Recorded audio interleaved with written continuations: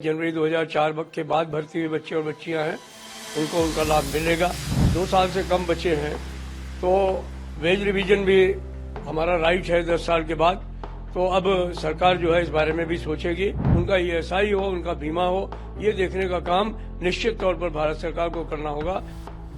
मोदी 3.0 कार्यकाल का पहला बजट वित्त मंत्री निर्मला सीतारमण 23 जुलाई 2024 को पेश करेंगी। इस बजट को लेकर अलग अलग सेक्टर के लोगों को उम्मीदें हैं। इस बीच ऑल इंडिया रेलवे फेडरेशन के महासचिव ने रेलवे की उम्मीदों पर बात की है। हमें पूरी आशा है कि इस बजट में सरकार जो है, जो पुरानी पेंशन के लाभ थे वो हमारे एनपीएस के जो धारक हैं 1 जनवरी 2004 के बाद भर्ती हुए बच्चे और बच्चियां हैं, उनको उनका लाभ मिलेगा।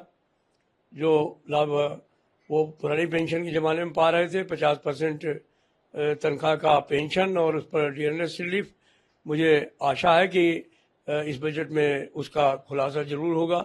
हमें पूरी आशा है और अपेक्षा भी है कि अब 2 साल से कम बचे हैं तो वेज रिवीजन भी हमारा राइट है 10 साल के बाद। तो अब सरकार जो है इस बारे में भी सोचेगी और नए वेतन आयोग, 8वें वेतन आयोग के गठन का भी घोषणा करेगी। सरकार कर्मचारियों के वेलफेयर के बारे में, जो कम से कम रेलवे कर्मचारी हैं मैं जानता हूं, उनके वेलफेयर के बारे में जो फंड है उसको बढ़ाने का काम करेगी, ताकि उस वेलफेयर फंड के जरिए हम उनके बच्चों को जो स्कॉलरशिप वगैरह देते हैं पढ़ाई की, उसमें कुछ बढ़ोतरी की जा सके।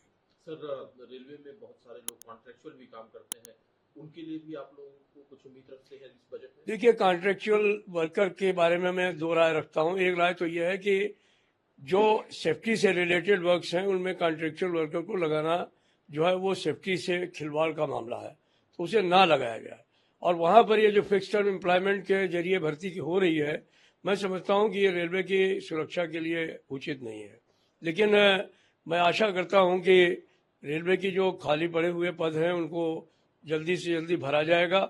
और दूसरा जो विषय है, जो हमारे करीब 4 लाख के करीब इस समय रेलवे में ऐसे लोग हैं जो कि आउटसोर्स वर्कर्स हैं या कॉन्ट्रैक्चुअल वर्कर्स हैं, उनके तनख्वाहें उनके खाते में पहुंचे, उनका एटीएम कार्ड जो उनके ठेकेदारों ने अपनी जेब में रख लिया है वो किसी तरीके से वापस दिलवाया जाए उनको, ताकि उनको पूरा वेतन मिल सके जो उनके लिए निर्धारित है।